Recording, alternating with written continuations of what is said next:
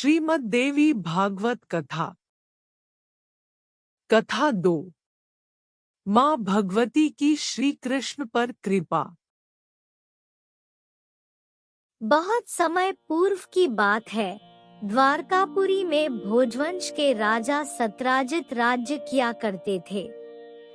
वे बड़े पराक्रमी, न्यायप्रिय और धार्मिक राजा थे। वे सूर्य देव के परम भक्त थे। उनकी भक्ति से प्रसन्न होकर सूर्य देव उन्हें सूर्यलोक के दर्शन कराने के लिए ले गए और जब वह वापस जाने लगे तो उन्हें भेंट स्वरूप स्यमंतक मणि प्रदान की। मणि को गले में धारण करके सत्राजित ने द्वारकापुरी की ओर प्रस्थान किया। स्यमंतक मणि सूर्य के समान ही प्रकाशवान और तेजस्वी थी। उसे पहनकर जब सत्राजित ने द्वारकापुरी में प्रवेश किया तो नगरवासियों ने समझा कि स्वयं सूर्यदेव द्वारकापुरी आए हैं। वे सभी दौड़े दौड़े सुधर्मा सभा में विराजमान भगवान श्री कृष्ण के पास पहुँचे और बोले, प्रभु, आपके दर्शन हेतु सूर्यदेव स्वयं द्वारकापुरी पधारे हैं। भगवान श्री कृष्ण ने हंसते हुए कहा, नहीं नहीं, वे सूर्यदेव नहीं हैं। वे तो स्वयं सत्राजित हैं, जो सूर्यदेव द्वारा दी गई स्यमंतक मणि धारण किए हुए नगर में प्रवेश कर रहे हैं। स्यमंतक मणि बड़ी ही चमत्कारी मणि थी। वह जहाँ भी रहती थी वहाँ किसी प्रकार की महामारी, दुर्भिक्ष अथवा प्राकृतिक आपदाओं का भय नहीं रहता था। इसके अतिरिक्त वह मणि प्रतिदिन एक निश्चित मात्रा में सोना भी दिया करती थी। एक बार की बात है, सत्राजित का भाई प्रसेन उस मणि को पहनकर वन में शिकार खेलने गया, परंतु दुर्भाग्यवश एक सिंह ने उसे मार दिया और वह मणि उससे छीन ली। उसी वन में ऋक्षराज जाम्बवान रहा करता था। संयोग से वह सिंह जाम्बवान की गुफा के पास पहुंच गया। जाम्बवान ने सिंह को मारकर मणि स्वयं ले ली और खेलने के लिए अपने पुत्र को दे दी। उधर द्वारकापुरी में जब प्रसेन काफी समय बीत जाने के बाद भी वापस नहीं आया तो सत्राजित बहुत चिंतित और व्यथित हुआ और सोचने लगा कि पता नहीं किसने मणि के लालच में प्रसेन की हत्या कर दी।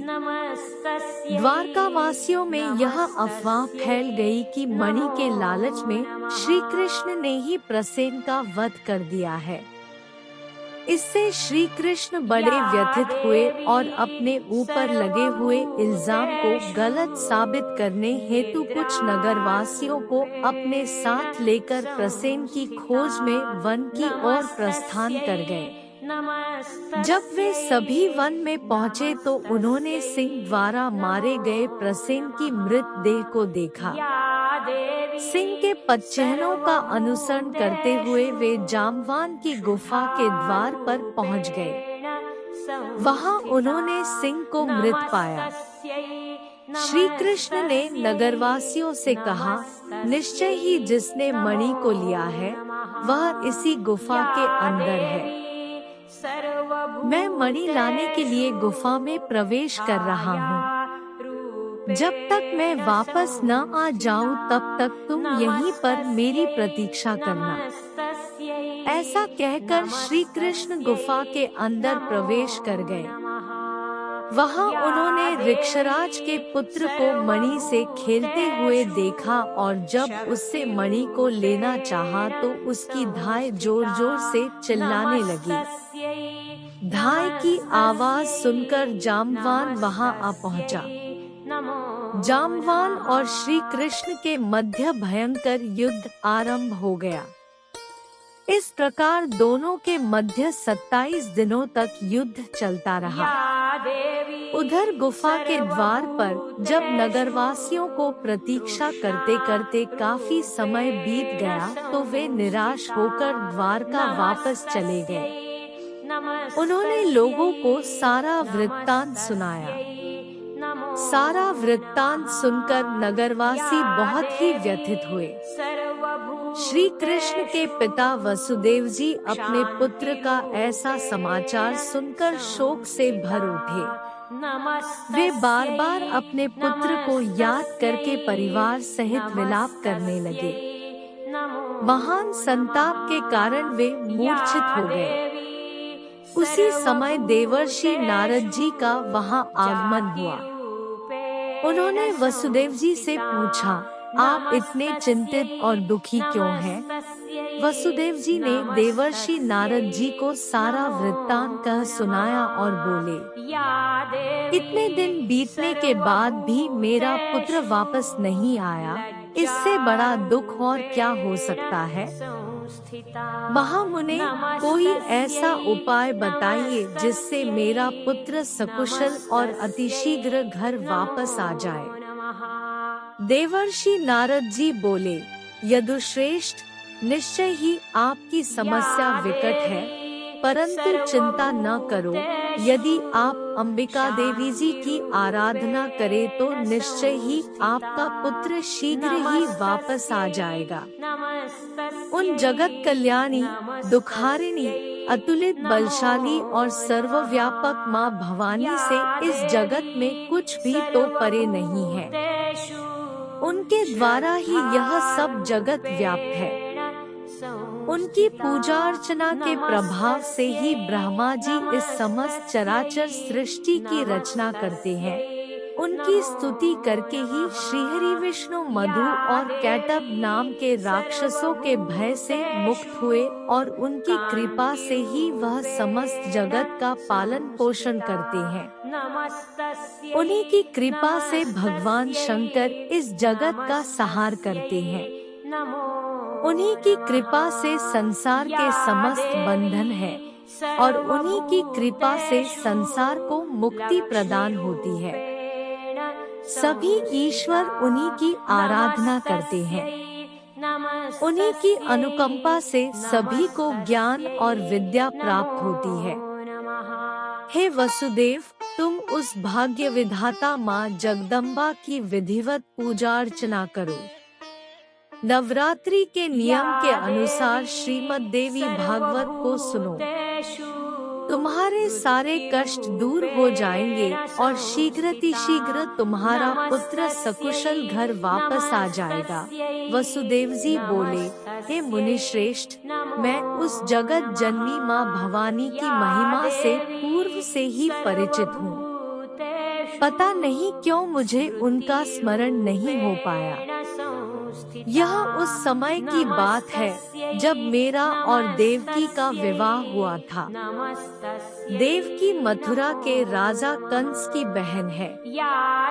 जब वह देवकी को मेरे साथ विदा कर रहा था तभी आकाशवाणी हुई कि उसकी मृत्यु देवकी के 8वें पुत्र के हाथों सुनिश्चित है। यह सुनकर उसने मुझे और देवकी को बंदीगृह में डाल दिया।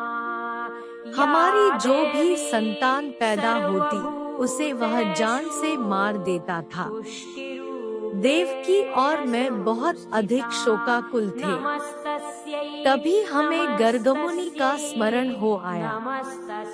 मैंने सादर गर्गमुनि को बुलाया और हमें इस संकट से छुटकारा दिलाने की विनती की। गर्गमुनि ने मुझसे कहा, महाभाग, तुम कल्याणकारिणी भगवती दुर्गा की आराधना करो। वह निश्चय ही अपने भक्तों की दुर्गति का विनाश करती है। उनकी आराधना से सभी की कामनाएं पूर्ण होती हैं। मैंने उनसे कहा, हे मुनिवर, मुझे तो कंस ने बंदी बना रखा है। आप ही मेरी ओर से उन भगवती चंडिका की पूजा अर्चना कर दें।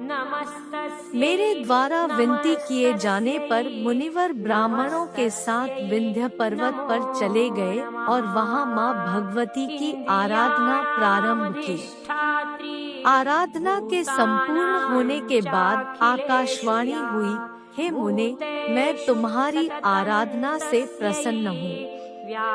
निश्चय ही तुम्हारा कार्य पूर्ण होगा। स्वयं भगवान विष्णु अपने अंश से देवकी के गर्भ से उत्पन्न होंगे। कंस के भय के कारण वसुदेव उस शिशु को गोकुल में नंद के घर पहुंचा देंगे। वहां से वह यशोदा की पुत्री को लाकर कंस को दे देंगे।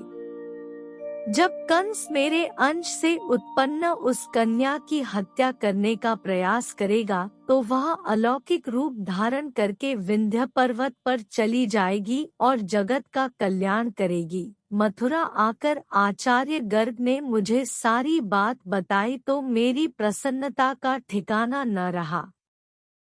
फिर वे नारद जी से बोले, देवर्षि, मैं तभी से देवी जी की महिमा को जानता हूँ।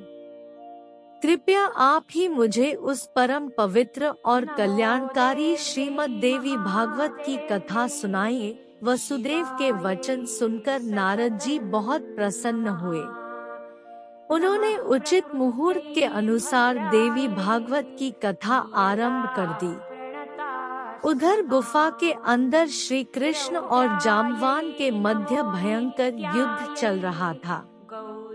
श्री कृष्ण उस पर भारी पड़ रहे थे। युद्ध के मध्य ही जाम्बवान को पूर्व काल की सभी घटनाएं याद आ गई। उसने भगवान श्री कृष्ण को बहुत ही भक्तिपूर्ण प्रणाम किया और उनसे क्षमा मांगी। वह बोला, मुझे ज्ञात हो गया है कि आप ही प्रभु श्री राम हैं। मेरी धृष्टता को क्षमा करें। आप मणि अपने साथ ले जाए। साथ ही मेरी पुत्री जाम्बवती से विवाह करके मुझे अनुग्रहित करें। श्री कृष्ण ने जाम्बवती को पत्नी के रूप में स्वीकार कर लिया और मणि को गले में धारण करके द्वारिका की ओर रवाना हो गए। उधर द्वारिका में भी श्रीमद् देवी भागवत की कथा समाप्त होने वाली ही थी। उसी समय श्री कृष्ण जाम्बवती के साथ अपने गले में मणि धारण करके वहां पहुंच गए। सभी लोग उन्हें देखकर बड़े हर्षित हुए। इस प्रकार माँ भगवती की कृपा से श्री कृष्ण अपने धाम सकुशल वापस आ गए और वसुदेव अपने परिवार सहित बड़े ही प्रसन्न हुए और सुखपूर्वक जीवन यापन करने लगे। जो भी इस कथा को सुनता या पढ़ता है, माँ भगवती उसके सभी कष्टों को दूर करती है। परमेश्वरी, मेरे वारा रात दिन सहस्त्रों अपराध होते रहते हैं। यह मेरा दास है, यह समझकर मेरे उन अपराधों को तुम कृपा पूर्वक क्षमा करो। परमेश्वरी, मैं आह्वान करना नहीं जानता, विसर्जन करना नहीं जानता तथा पूजा करने का ढंग भी नहीं जानता, क्षमा करो। देवी सुरेश्वरी, मैंने जो मंत्रहीन, क्रियाहीन और भक्तिहीन पूजन किया है वह सब आपकी कृपा से पूर्ण हो। सैकड़ों अपराध करके भी जो तुम्हारी शरण में जय जगदम्बे कहकर पुकारता है उसे वह गति प्राप्त होती है जो ब्रह्मादि देवताओं के लिए भी सुलभ नहीं है। जगदम्बिके, मैं अपराधी हूँ किंतु तुम्हारे शरण में आया हूँ। इस समय दया का पात्र हूँ, तुम जैसा चाहो करो। देवी परमेश्वरी, अज्ञान से, भूल से अथवा बुद्धि भ्रांत होने के कारण मैंने जो न्यूनता या अधिकता कर दी हो वह सब क्षमा करो और प्रसन्न हो। सच्चिदानंद स्वरूपा परमेश्वरी, जगन्माता माता कामेश्वरी, तुम प्रेम पूर्वक मेरी यह पूजा स्वीकार करो और मुझ पर प्रसन्न रहो। देवी सुरेश्वरी, तुम गोपनीय से भी गोपनीय वस्तुओं की रक्षा करने वाली हो, मेरे निवेदन को ग्रहण करो। तुम्हारी कृपा से मुझे सिद्धि प्राप्त हो।